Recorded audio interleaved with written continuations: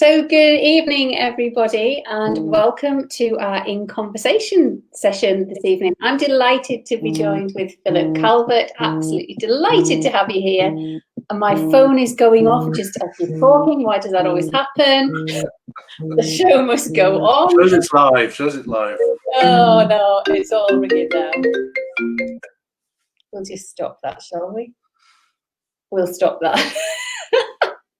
So sorry about that interruption. Sorry about that. No worry, I'll just turn mine off, really. So, yes. So, as I say, I'm Hilary. I am founder of the Brand Activators, which is an events agency and speaker bureau. I've been in the events industry for over 26 years, around 26 years. Just catching up here with Philip, we talked about how we both started in the industry. I started in the industry because I was working for an enterprise agency which helped people to start up in business. And I was brought in as a junior sales executive to sell advertising within their business magazine. And while I was doing that, I was learning my trade, and I realised that a really good way to get people together and to sell to them was to create an event. And really, that's where, in a nutshell, my journey into events started. 26 years later, I've run my own businesses in events. I've worked for organisations. I've run events all over the place, a lot of corporate work, a lot of family and social events as well in my time. So I started the Brand Activators about 3 years ago, bringing together all the speakers that I'd worked with over the years, invited them into my bureau. One of my very first speakers was Sir Ronald Fiennes, and I was delighted when he came in as an anchor speaker in support of what I was doing. So there you go, a little bit of background about myself, and I would like to introduce Philip. Over to you, Philip. Good evening. Very nice to see you. Thank you. Yeah. So Phil Calvert, and I've did 20 years in the corporate world, predominantly in financial services. In sales and marketing roles, and I was actually really all I did was put on seminars and events. We realized if we wanted to sell anything, the best way to do that was get in front of a group of people, one to many, or to put on an event and get them to come to you. It just worked. It was as simple as that. So I spoke at every financial services event in the UK, quite a lot in the Asia Pacific area as well. I was, after 20 years of doing that, I was eventually made redundant. I took the check very gratefully and decided to do my own thing. I mean, it kind of coincided with, I had just joined the PSA in about 2003, something like that. And I'd been to a PSA meeting in Leatherhead, and the networking started that evening. I met some amazing people, and I suddenly thought, this is for me, and I can continue doing the speaking. And I had this rose-tinted view of the world, that it was just going to be just like the corporate world. There were stages waiting everywhere, and I just do it. But I did write a book right from the very, very start, right from the get-go, and that instantly got me on lots of platforms, and I've been doing that for 22 years since then. Brilliant. So how many books have you written now, Philip? 21, I think. Yes. 10 of them about LinkedIn, and the rest of them refer to LinkedIn, but I think it's 21, and I've just started my next one. Brilliant. And how did you get into LinkedIn? How has that become your subject matter then? Okay, so let's go back to that very first PSA meeting that I went to. So it would have been 2003 or thereabouts. I'd just that week been made redundant, and I remember my dad saying, you just got to get out there. And I instinctively knew that was the right thing to do. Get out there, get networking. Get meeting people. And so I went to the PSA meeting, and I did it literally last minute. I had no idea who was even speaking that particular evening. So I arrived, met a few people, had a few coffees, and then it was time for the main speaker. And I think back then all they did at PSA in Leatherhead was they had a main speaker and a couple of showcases. That was it. And I sat down. And I sat down next to a lady by the name of Tessa Hood, who quite a few people will know. I didn't know who she was at the time, but I sat next to her and I said, "Hi, Tessa, I'm Phil." And I said, "Who's the speaker tonight?" And she said, "Oh, it's a guy called Andrew from a website called Academy." And I'd never heard of it, no idea what that was all about. And she said, "You ought to join Academy. It's a website where you create an online profile, you put a photo up, you tell people what you do, and you put your personal interests as well as your business interests." And she said the magic words, "You should join, you'll get business."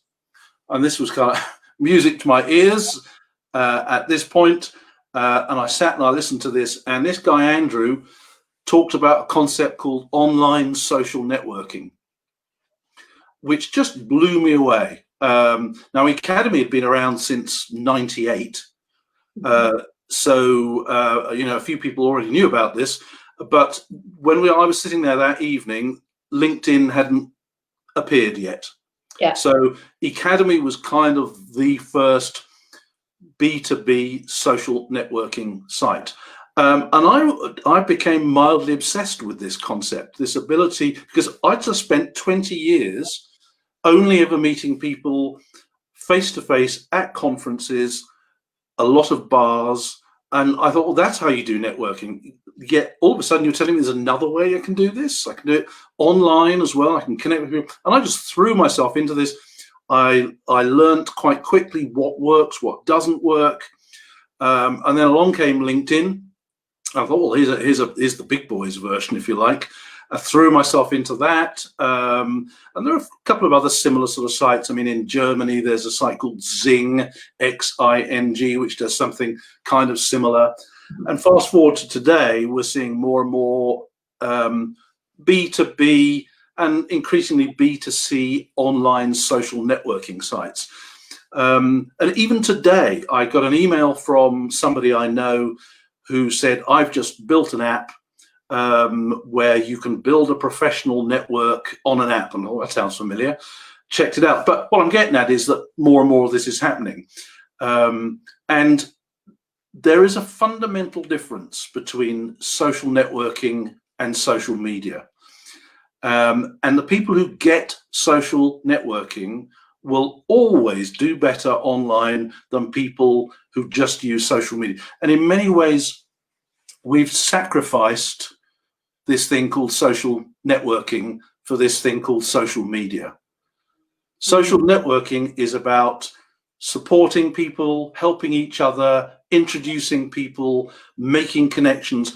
Social media is, broadly speaking, noise. Yeah. Chuck enough out there, some of it will hit. Yeah. Yes, through groups like your own on Facebook, you can build community, but the two are very, very different. And I just love that concept, threw myself into it. And LinkedIn is now basically my main platform for attracting new business. So if I was to say put a price on how much business you've done from using LinkedIn as that platform, any idea what that might be? Well, over the years, hundreds of thousands. I mean, it's, if you want to put a pound sign in front of it.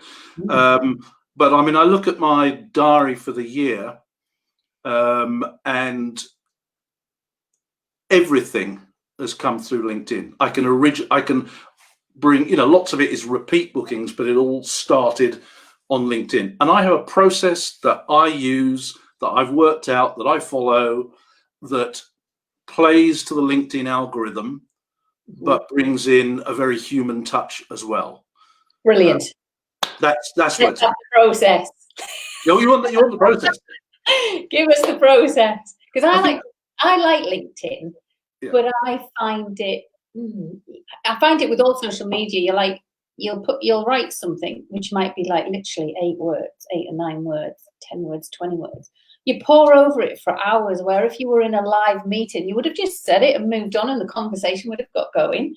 And I do think with LinkedIn, you feel, God, this is the professional one. It's not as chatty as Facebook or wild as TikTok or picture-led as Instagram. You think, God, this is where, my reputation could completely fall. So process would be great to hear, like how speakers and people are looking at developing a pathway and a product line in speaking or becoming an author, being a coach or a consultant, what's the process with it? The first thing is to get trained on the nuts and bolts of LinkedIn. At the end of the day, LinkedIn is a piece of software. Nothing more, nothing less.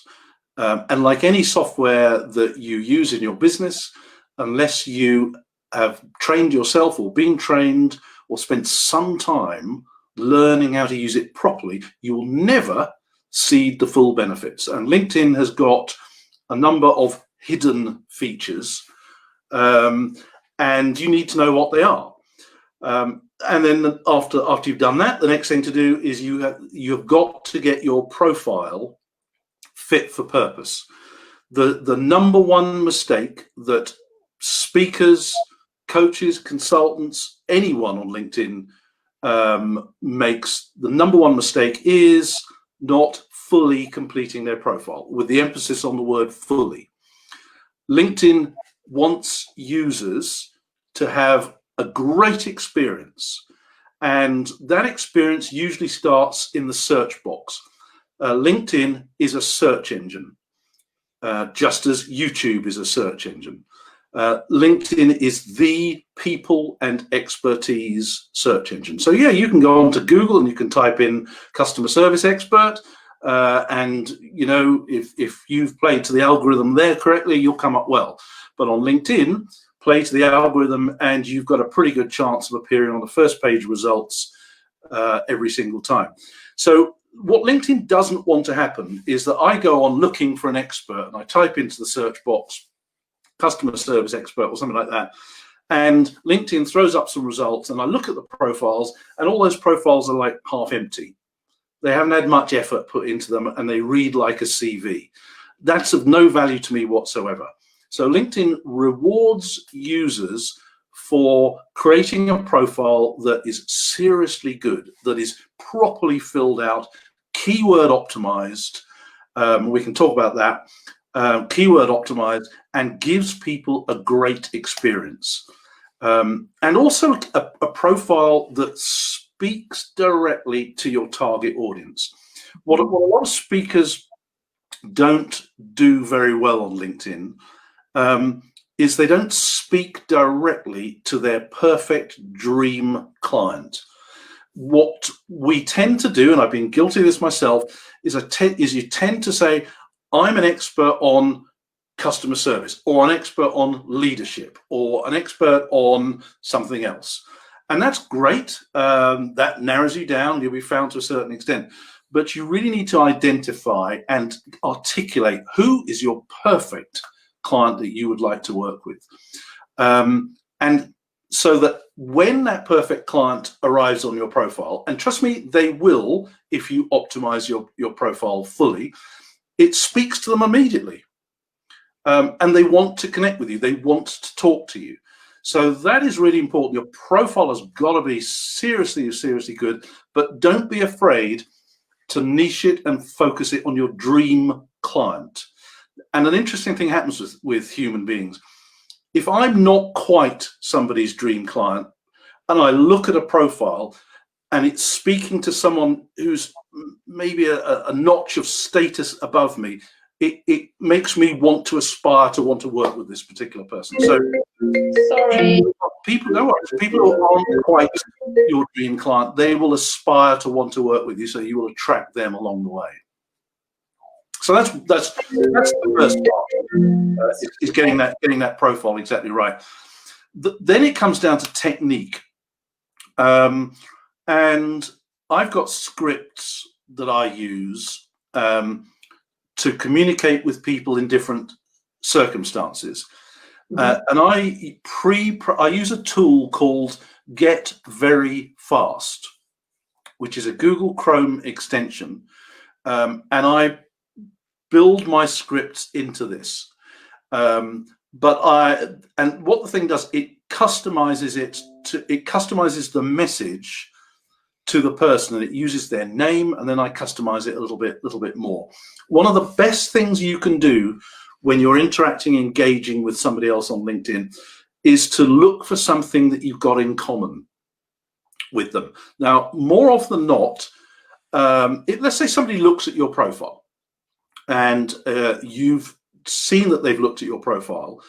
The first thing to do is, which 99.9% of people on LinkedIn never do, the first thing to do is say, "Hi, John," or "Hi, Sue, thanks for looking at my profile.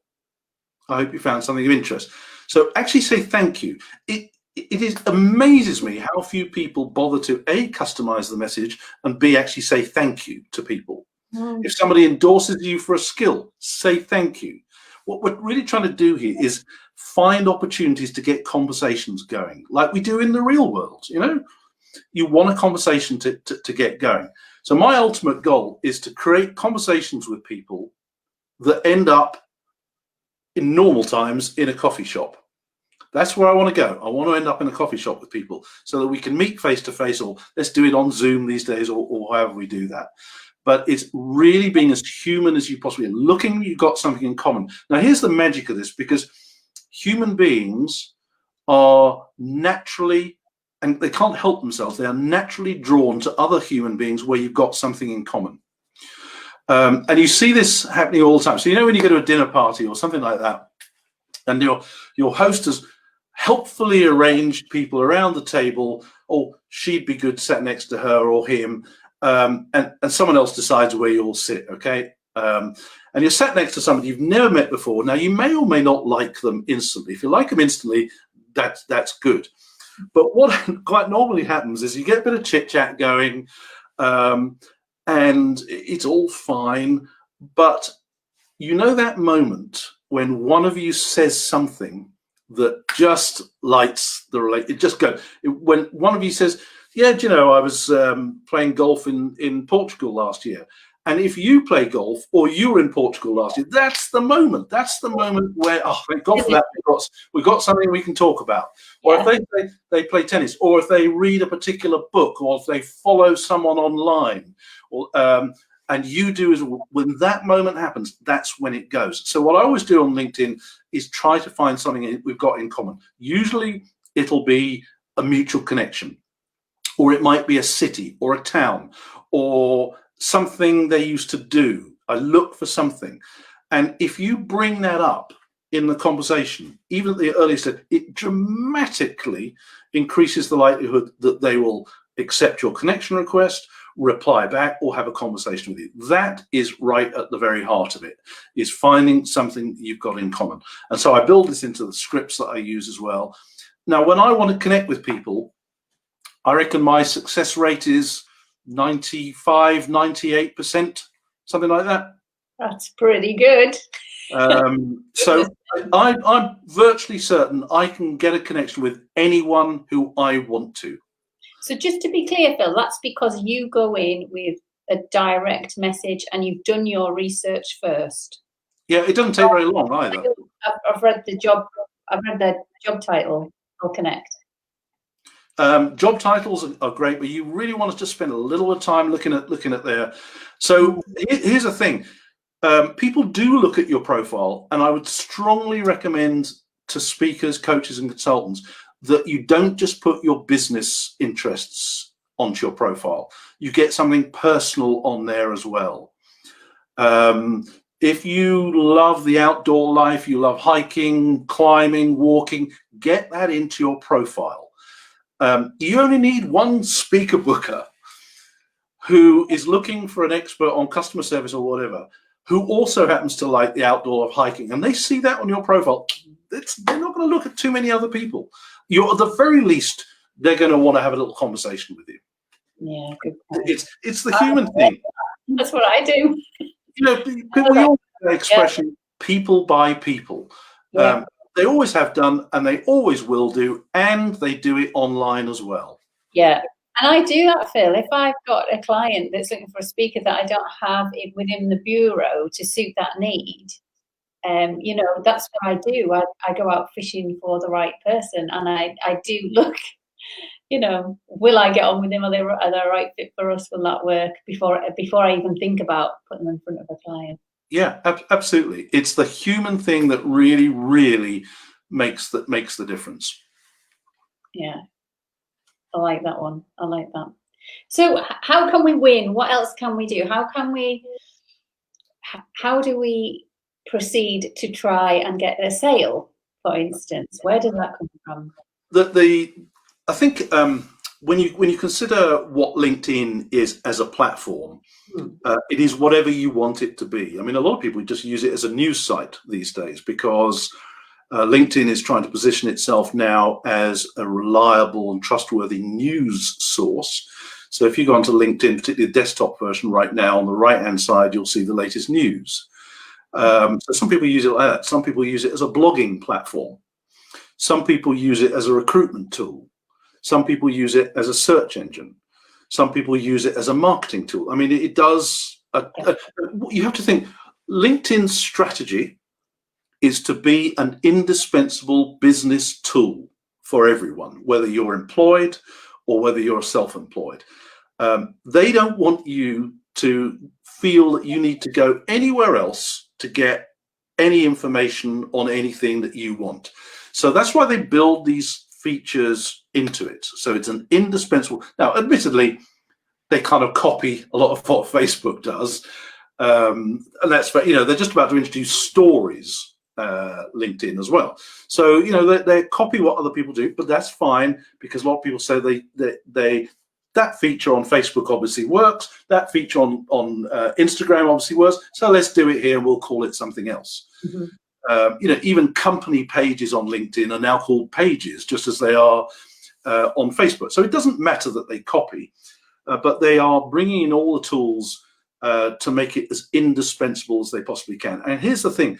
If you use the tools that LinkedIn provides you with, they reward you. And they reward you by making your profile and your posts more visible.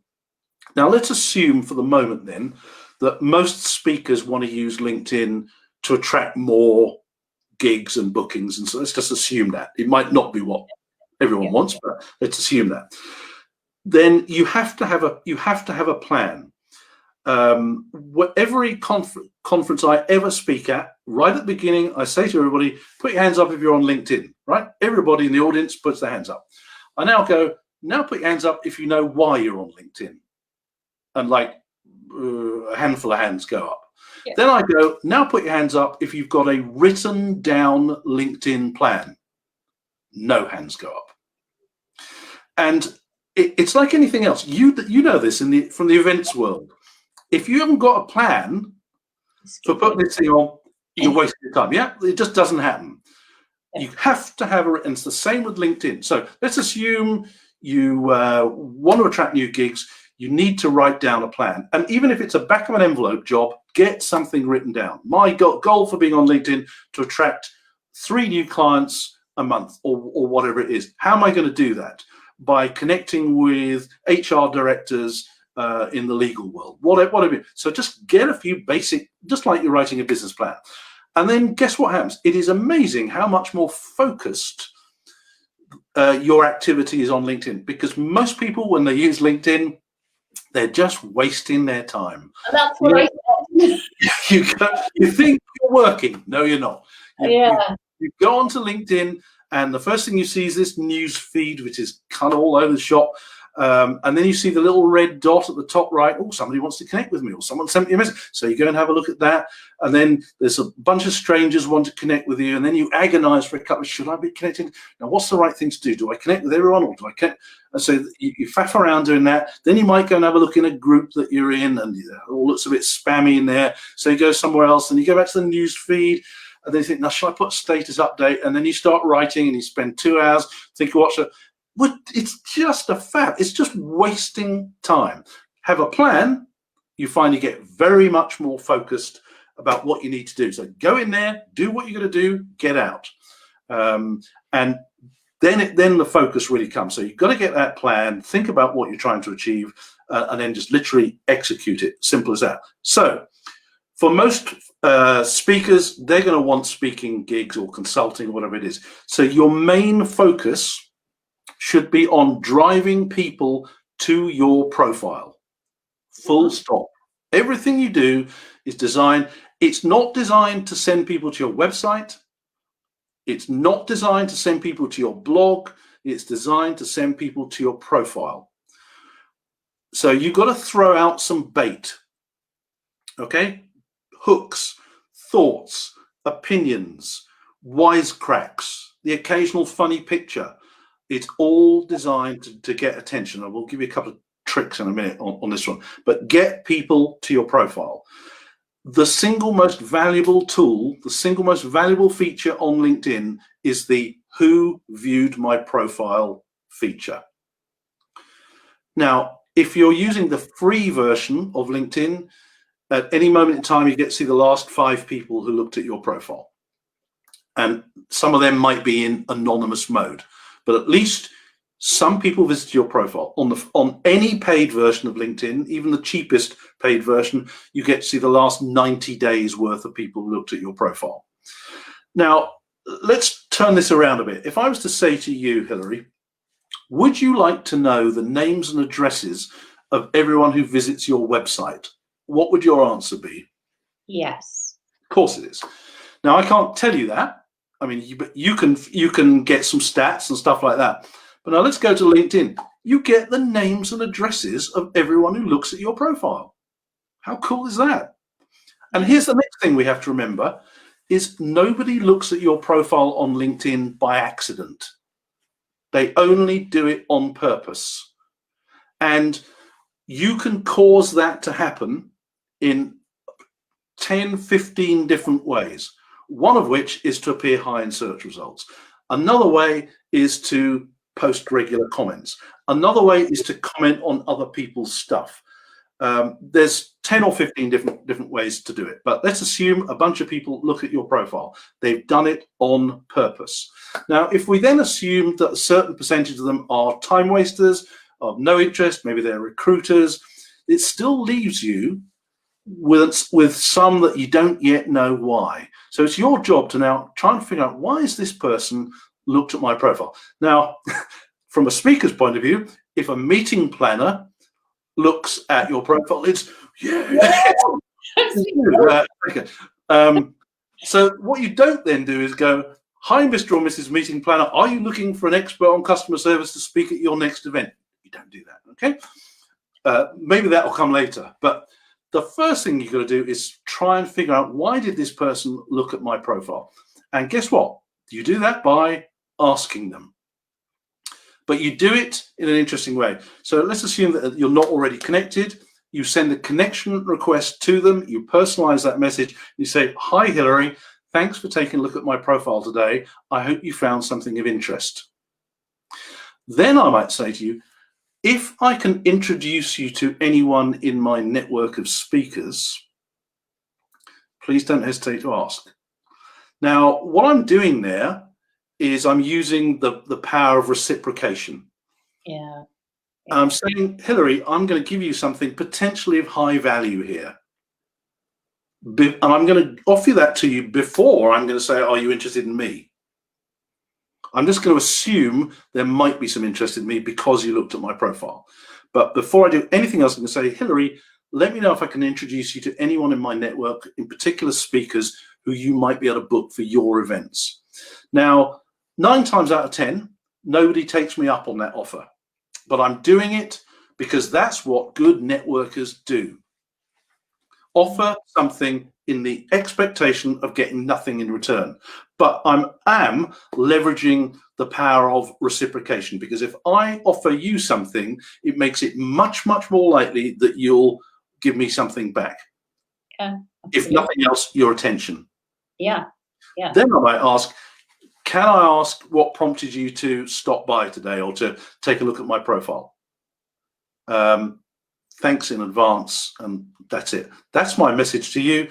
99 times out of 100, I get that back, and 50–60% of the time, I'll get a message back saying, "Hi Phil, yeah, somebody mentioned you the other day," or whatever, or you came up in a search result, or whatever. Doesn't matter what people say, but what we've now done is started a conversation. Yeah. And is that on the paid platform? That's on free. That's free, you can see. Yeah. God, I didn't know So that. on the paid one, you get to see the last 90 days worth of people who looked at your profile. On the Yeah. free one, you get to see the last 5 people. But, you know, Right. if you log in every day as part of your plan, you'll see everybody who ever looks at your profile. Now, How sorry. important? How important is putting blogs and content on there, or is it just more important to just be connecting? Okay, so there's two types of content, but there's now a third one which is super powerful. So you've got articles and status updates. Articles used to be you could put any old rubbish onto it's the blog part of LinkedIn. Yeah, so you write an article and you used to get thousands and thousands of views. That was in the early days of when you could do that. So what LinkedIn would do is they would reward you for using that feature. These days, your article has to be long, detailed, factual, in-depth, unique, have your specific say on it, research-based. So it's got to be a proper, decent, quality article for it to get some traction. Now, fine if you write for a living or you're an expert on a particular topic and you've got the time of day to share that kind of level of depth, that should get you some traction. The algorithm is looking for that kind of detailed analytical kind of stuff. And also there's a human element as well. If real people at LinkedIn spot that an article is getting a bit of traction, then they'll tweak a knob or a dial somewhere and they'll show it to more people and more people and more people like that. So that's the hard work way, but can be very valuable. Then you've got your status updates. And the way not to do it is like this. Unfortunately, it's the way most people do it. They go, check out my latest blog, click here. Don't do that. That's the worst type of thing. And the main reason why it's not a good idea, it adds no value to the community on the platform. And by putting a link in there, you are inviting people to leave LinkedIn and go visit another website. That is not social networking. And in the last year, LinkedIn has completely changed its algorithm to reward social networking and to penalize social broadcasting. So 2 ways to do status updates now. One is to just tell simple little stories about stuff that's going on in your world, your life. One of my best ones came about as a result. I was going off to speak in Bulgaria at a conference in Sofia. And I'd got a bit behind and I hadn't booked my parking at Gatwick. So I went on to the Gatwick parking and I just wanted to check out the price because in the meantime, I'd got to go to the post office and I needed to go and get a haircut, just like I do now. But I checked out the price and the price for 3 days at Gatwick was 50 quid, something like that. And I thought, fine, I'll clock that. I went down the town to the post office, had my haircut, came back to book the parking. Re-put the details in, it's now 70 quid. Doll. And that little story is what I posted as a status update. And I did it in like 3 paragraphs. It had hundreds of comments, thousands of likes. I didn't even need to read the comments. I know what the comments would have said. Oh, you should have booked it earlier. I know that. And loads and loads of people visited my profile. I then go through those and say, oh, thanks for taking a look at my profile. The same old script I was just talking about. Turns out that 5 or 6 of those people who looked at my profile were people in Sofia who were going to the conference. Like, the algorithm made sure my post reached them. So I said, well, let's meet up while we're down there. So the relationships are starting before. People come up to me at the conference the next day and they said, oh, we were chatting on LinkedIn. So this is the beauty of it. And this is one of the beauty of Academy in its early days, is that I could meet people online. And then when I saw them at a real life networking event, we felt like we knew each other already, which was wonderful. So that's a great step. People who do this really well are Richard McCann, He does status updates really, really well, and he's now posting video status updates, which is a great thing to do as well. So avoid the self-promotional stuff when it comes to say, and start just telling life stories, business stories, things that are going on in the world, something you read on the news, something you heard on the radio this morning, something you heard in a podcast, and then add your own take. And I know an easy way to do status updates on LinkedIn is to find some article or a blog on some other website, and then to copy the URL, drop it into the status update box on LinkedIn and say, oh, great article on social media today by so-and-so. That's just lazy. And LinkedIn will penalize it as well. A far better thing to do is read the article yourself, then come back to LinkedIn and say, I just read a really interesting article on another website about XYZ. The points they raised were this, and I tend to agree with that, but I would have emphasized this point. Then add a couple of hashtags. That's it, okay? That's how to do status updates, and you get far, far more engagement than this self-promotional nonsense. Now, here's another thing. Now, this is an advanced technique, but it's really, really powerful. Commenting on other people's posts is always a good thing to do, and LinkedIn will reward you because you are networking and interacting, engaging with other people. So that's point one. But the really smart way to do it is to go to the search box and type in a hashtag.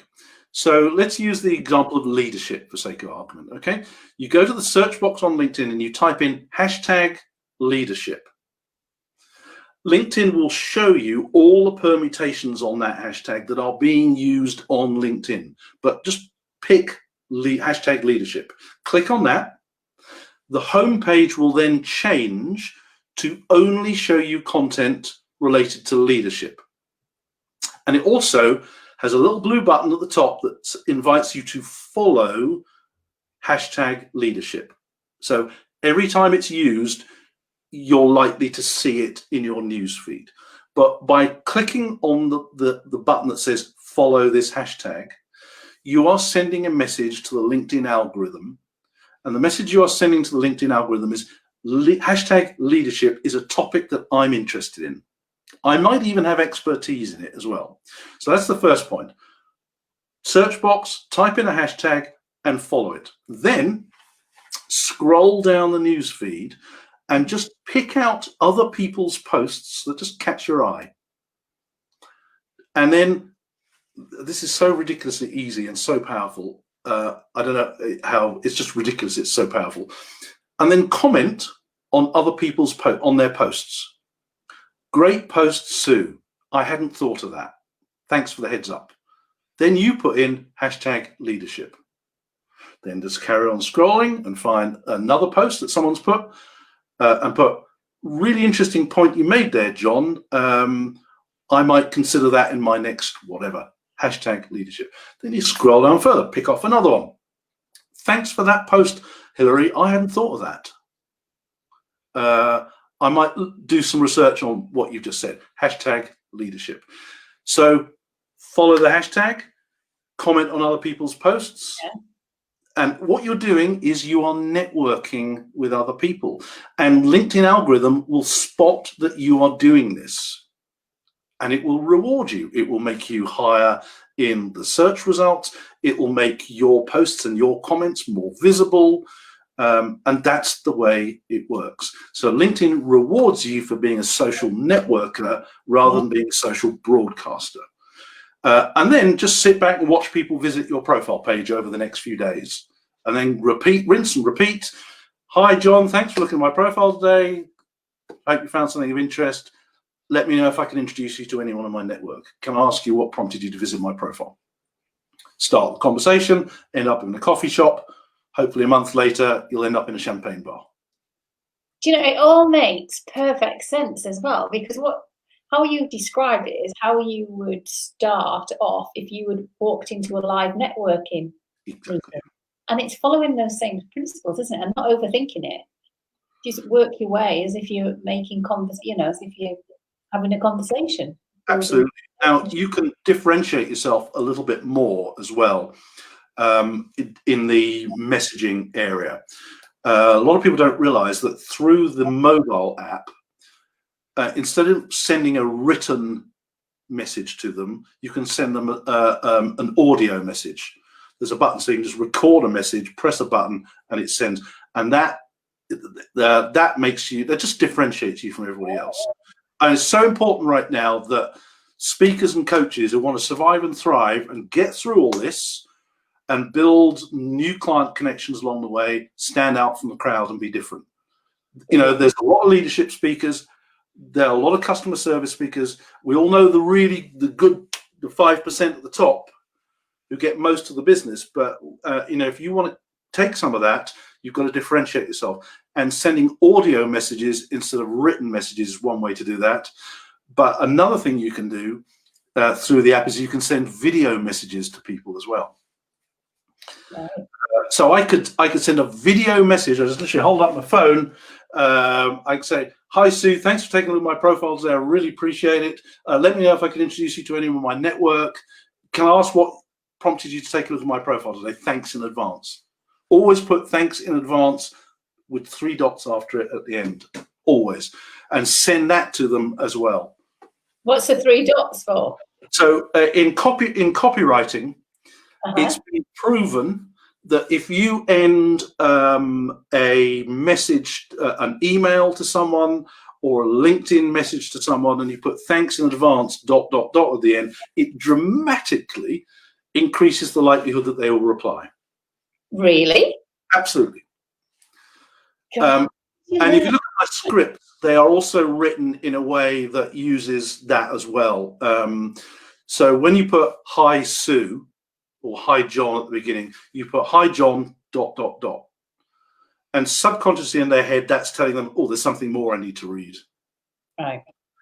And I also use, depending on who I'm talking to, I also use social proof in my message as well. So one of my target markets is financial advisors, because I've got like an online community for financial advisors. I've got a few books for financial advisors, and ultimately that's in my plan. I want them to join the community and I want them to buy the book. So as part of that message, when I've said, "Can I ask what prompted you to look at my profile today?" I'll say, "Oh, by the way, thousands of financial advisors like you have joined my online community where they're getting freebies, resources, that sort of stuff." Or I'll say, "Thousands of financial advisors have bought my book that came out last week. It's getting great reviews from other financial advisors like you." And if you're a financial advisor, it then becomes extremely unlikely that you won't do one of those 2 things after that. Yeah, and that's the power of niching, isn't it? And that's how you began the conversation. Yeah. Is that you're a LinkedIn expert, but the financial side of it is huge for you, isn't it? Yeah. So I go financial advisors. So I wrote a book, How to Succeed with LinkedIn, a while back, which started life as a handout that I gave out at talks, and I just added something to it, put some scripts in there as well, and then I suddenly realized I could do a version of this for financial advisors. I could do a version of this for speakers, coaches, and consultants. I could do, and I've done one for accountants. I've done one for teachers, and I'm in the middle of doing one for eye care, independent eye care professionals. All right. So if I know that I've got a conference coming up that's a few months away, I can take this book that I've already written, and it's not particularly long. It's only 70 pages, something like that. And I don't rewrite it, but I change it and I put examples in that are relevant to that. And I'll say to the conference organizer, "Look, I've got a book that is just written for your audience. Would you like 10 copies free?" And then they go, "How much would 1,000 copies cost?" Perfect. Yeah. You can tell you've been in this game a while, Philip. It's really getting that focus and getting those messages right, because as you say, in the real world, how we communicate really matters, and it matters on. I think one of the problems with LinkedIn and social media generally is there's this kind of perception that the tech will do the work. When I do sort of broader social media workshops, the question that comes up over and over again is people come up to me and they say, Phil, I see our competitors down the road, they're using YouTube. I think I might give that away. And our other competitors down the road, they're using Twitter. Maybe I'll give that a go. And so down the road, they're using LinkedIn company pages. Maybe I should give that a go. And guess what? Give that a go is not a strategy. Yeah. Tweet and hope is not a plan. And the technology, so the technology is irrelevant. What is really important is the technique. Yeah. That's what it's all about. If you get the technique right, the technology is just the platform that it sits on. Simple as that. But it's as well to understand how the algorithm works. You don't need to be a geek or anything like that. Just know what works. LinkedIn does change it from time to time. Right now, for example, they are rewarding people for doing live streaming video. Okay. Now, this is being rolled out gradually, and it started life within company pages only. And when the first few companies started using live streaming video, LinkedIn dialed it up and it made sure they got thousands and thousands of views. And now you're doing this right now. We're live right now. And we're doing it because it gives just a little extra element that isn't down in a recording. Because anything can go wrong, your phone could go off. That sort of thing. So LinkedIn's rolling out live streaming video, and it's now available, but you have to apply for it as well. So you can stream as an individual or you can stream as a company. When you put this live in your group, I'll put the link underneath as to there's a form you need to fill in to apply to have live streaming video. And it's going to be a game changer, absolute game changer on LinkedIn. And it's only a matter of time before we have video profiles on LinkedIn. I mean, you could do that already. You can upload video to your profile and have it sit there as a piece of media. But I'll lay any money that there'll be an area of the profile with a dedicated space to create. And so for speakers and coaches, this is just wonderful. It is, isn't it? Yeah. Yeah. I'm going to be out of work. This can't happen. But, you can do this as well, because you think about it in the event space, you have certain specialisms, you have experience in certain areas that other event planners don't have. So again, it comes down to what's your niche or what's your area of interest, and go hard on that. Yeah, absolutely. Absolutely. Tom Morley's been putting some fab comments in. Oh, great. Thank you, Tom. What you're saying. He has asked a question. Tom, where was the question? Oh, what does the algorithm love? Oh, what does the algorithm love now in 2020?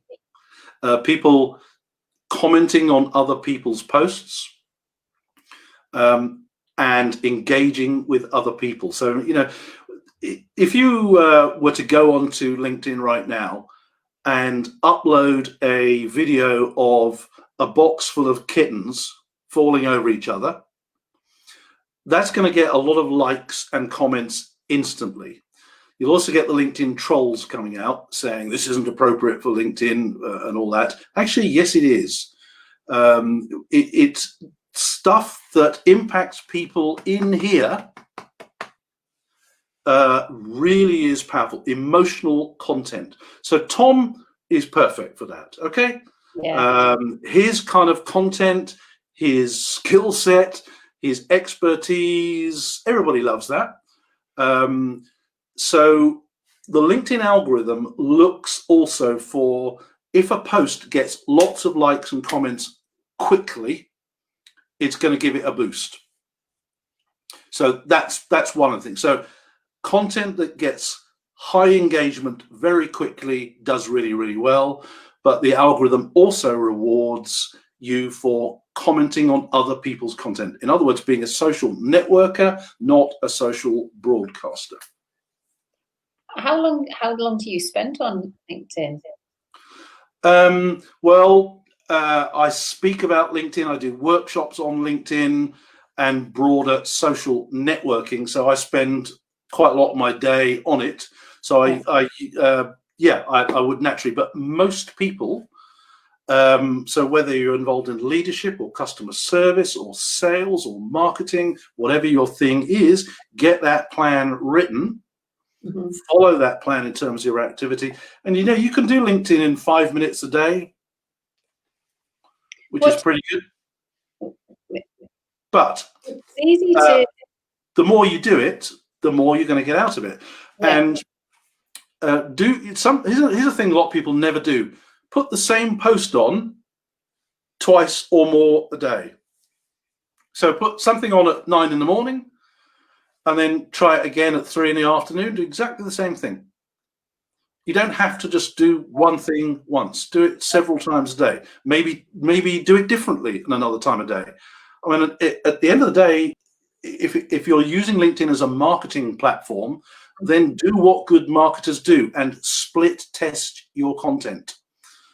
Come up with the same content, but do it slightly different another time, or with a slightly different image or something like that, and see what works best. See what time of day works best for you. I often wonder, I think that's a great tip, by the way. I often wonder as well whether or not LinkedIn can be, put out with social media companies, because I feel it's very much from your own opinion, LinkedIn. And whether, I wonder whether or not, if you contract out your social media, how effective that really is on a platform like LinkedIn, and whether or not it really should be your tone, your thoughts, and the social media organization wouldn't necessarily know that. Very interesting point. So people by people. Yeah. So an element of authenticity is quite important in that. I had only this conversation with somebody only yesterday who does somebody else's LinkedIn posts for them. And I said, just talk me through why you're doing that. So we chatted about it, and normally I would have said it's fine, but it's not ideal. But this person was married to the other person, so they they understood each other and they know the sort of tone of voice. Yeah. So there's a lot of people make a very nice living doing other people's social media for them, and if you're a serious influencer, you'll have a team of people who will do that for you, and that's fine, and they do it in your tone of voice and so on and so forth. But for all of us, it's usually better that you do it yourself. Get your own tone, get your own style. Again, I'll go back to Richard McCann. He has very much his own style of posts on LinkedIn, and I think his follower base would notice if someone else was doing it. And I might be completely wrong about that. Richard might get in touch with me and say, actually, somebody else does my posts, maybe. But it's you that's got to really create the content and the value elsewhere. If somebody else then takes that and does it for you, that's absolutely fine. But if you've got somebody actually writing it for you, it's not quite going to work. Yeah, that's what I was thinking, especially because you're looking to get conversation going live online, aren't you? So if you've not written it and people are responding to it, it can be a bit of a difficult conversation. You're almost a little bit fraudulent in that respect, in a way. On the back. It's like having a PA who replies to your emails on your behalf, acting as you.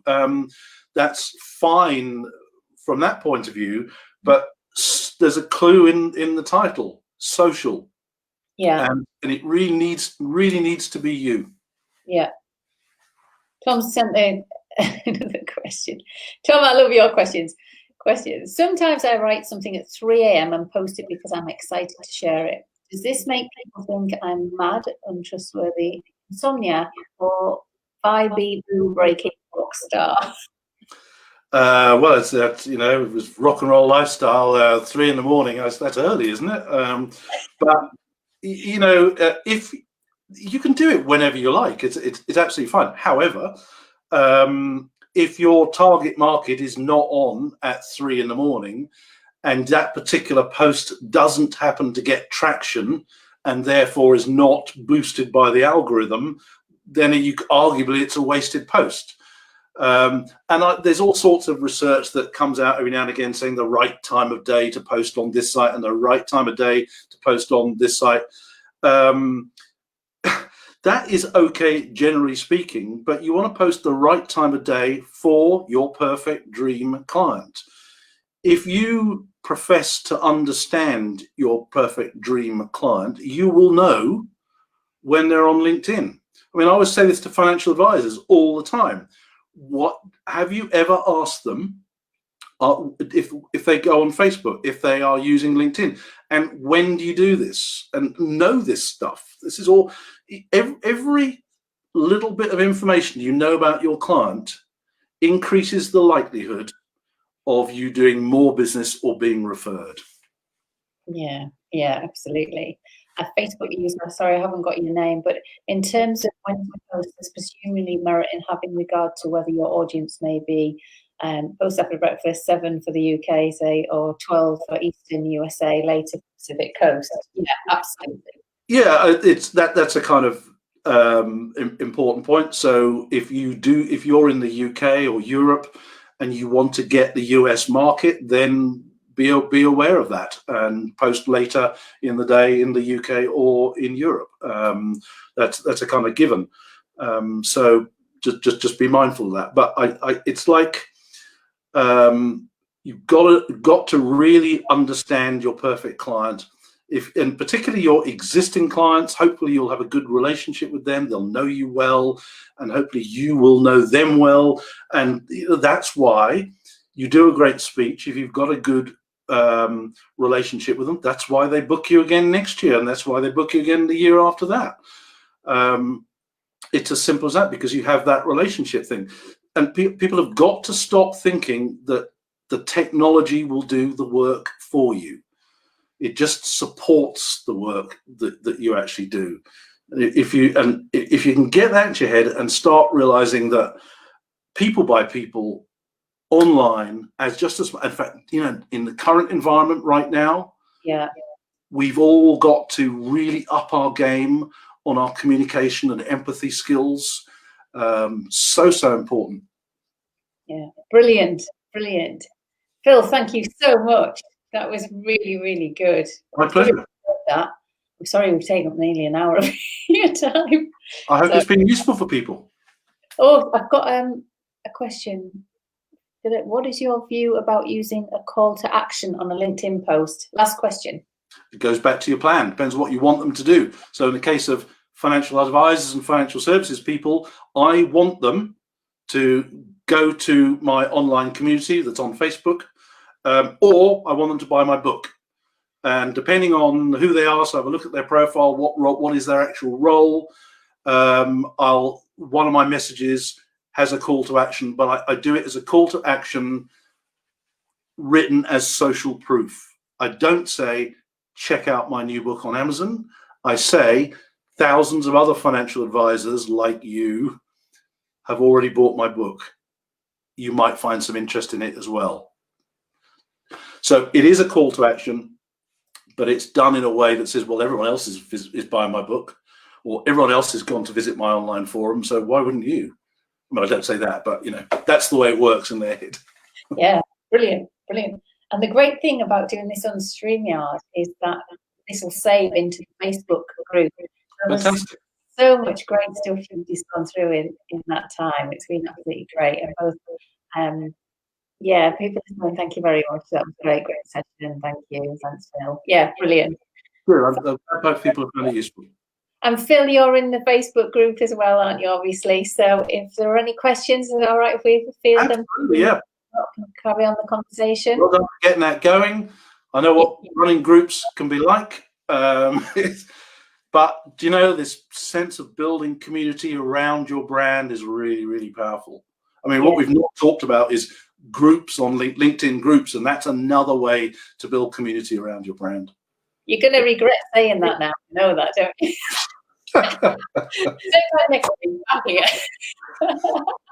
No, that would be great, because that would be really good. I start a group and there's people in it and they're probably thinking, what should put me in here for? I'm read from her for ages. So we'll get on to that. So thank you so much. My pleasure, Hilary. All right, brilliant. All right, have a great rest of this evening. Thank you. And you. Say, before I finish, tomorrow morning at 8 o'clock, we're having a networking group in the Facebook group.